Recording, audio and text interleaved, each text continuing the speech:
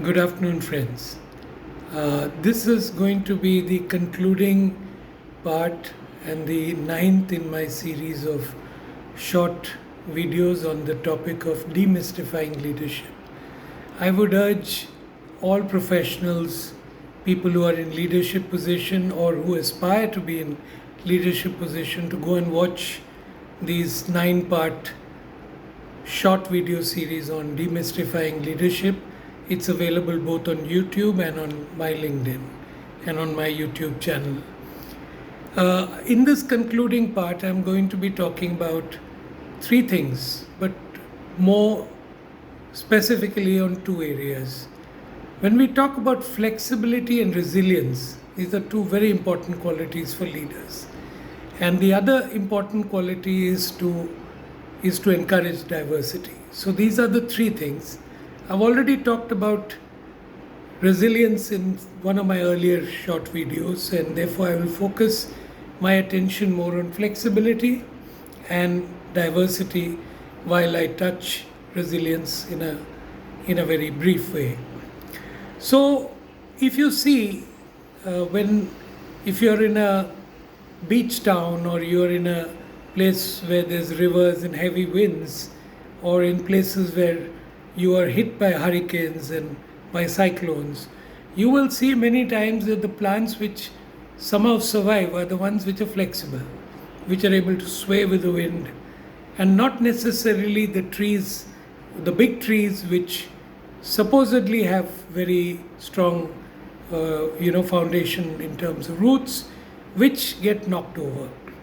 And so it is in life, and so it is in our professional journeys, that being flexible is very, very important.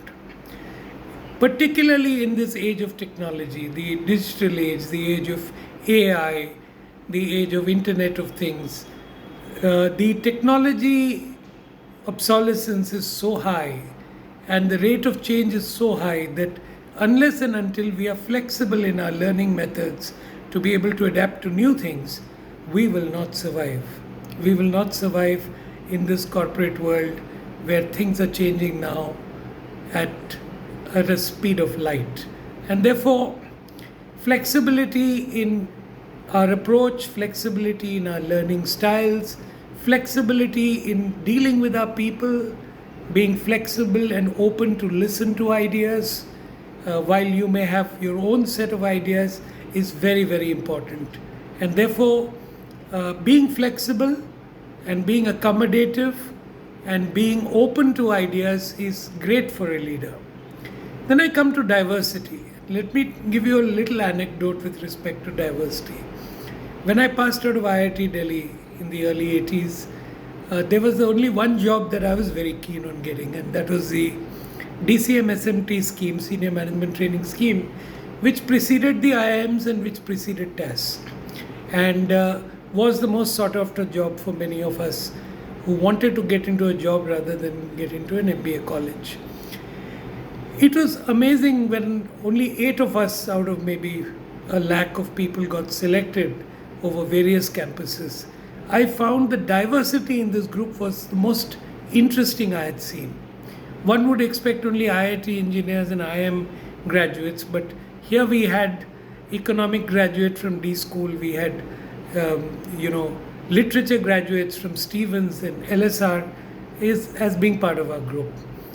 But as the training progressed and we had a 1-year formal classroom plus on-the-job training, I found that the diversity in the group helped in learning, and I also saw the value of diversity. So many times in corporate world, we do not value diversity. We try to plug in people with the same backgrounds all the time, and maybe you don't get the best results. What I found refreshing was, whether it was a historian or a literature graduate or an economics graduate, the quality of our discussions were much more rich and full of learning for many of us engineers. So I think diversity in a team is something which needs to be encouraged.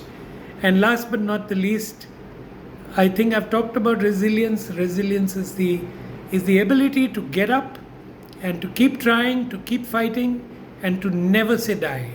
And I think that's a great quality for us to have when we know that something in our gut says that this is going to work, and we have to give it all our shot. We have to give it the best shot to make it work.